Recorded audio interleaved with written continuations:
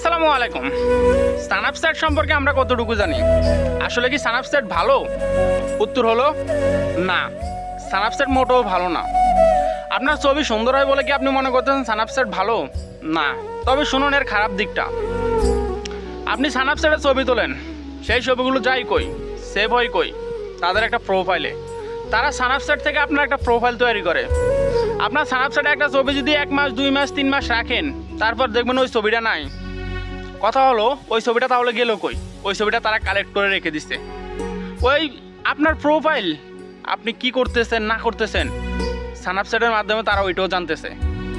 আসলে কি স্ন্যাপচ্যাট আপনার জন্য উপকার? না। আপনার একটা ছবি সুন্দর হবে বলে আপনি স্ন্যাপচ্যাট ডাউনলোড দিয়ে রাখছেন, এর ভালো দিকটা জানেন, এর খারাপ দিকটা কি জানেন? জানেন না। উত্তর হলো স্ন্যাপচ্যাট থেকেও আপনার ছবি নিয়ে আপনাকে ব্ল্যাকমেল করতে পারে। হ্যাঁ, ঠিকই শুনছেন।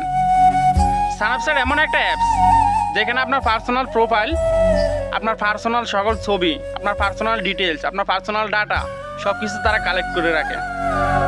এখন স্ন্যাপচ্যাট থেকে বাঁচবেন কি করে? ওই যে ডিলিট করে দিতে হবে। আপনি স্ন্যাপচ্যাট যখন ডাউনলোড দেন তখন তারা পারমিশন চাই, সেটাকে সাইন আপ করতে হয়, আপনার ইনফরমেশন দিতে হয়।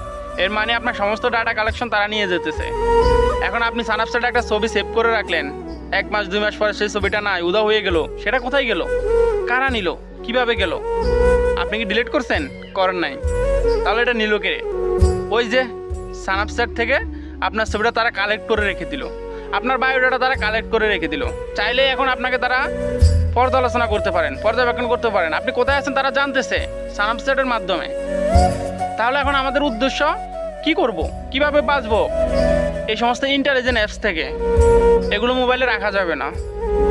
উল্টাপাল্টা কোনো অ্যাপস, অপরিচিত কোনো অ্যাপস, একটু ভালোর জন্য একটা অ্যাপস রাখা জীবনের খারাপ সময়টা বেছে নেওয়া যাবে না। জীবনকে ঝুঁকির মুখে, হুমকির মুখে ফেলা যাবে না। ভিডিওটা শেয়ার করে দিবেন। আপনি সতর্ক না হলেও আরেকজনকে সতর্ক করার জন্য হলেও শেয়ার করবেন। দয়া করে ভিডিওটা সকল প্ল্যাটফর্মে পৌঁছে যান, মানুষ সাবধান হোক। আপনি সাবধান হন না হন, অন্তত আপনার শেয়ারে আরেকজন সাবধান হবে। ধন্যবাদ, ভালো থাকবেন, সুস্থ থাকবেন। আসসালামু আলাইকুম।